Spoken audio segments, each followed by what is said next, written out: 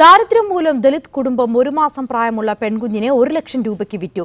കുനിശ്ശേരി കുന്നൻപാറ കണിയാർക്കോട് സ്വദേശി ബിന്ദുവിന്റെ 1 മാസം പ്രായമുള്ള പെൺകുഞ്ഞിനെയാണ് പൊള്ളാച്ചിയിൽ വിറ്റത്.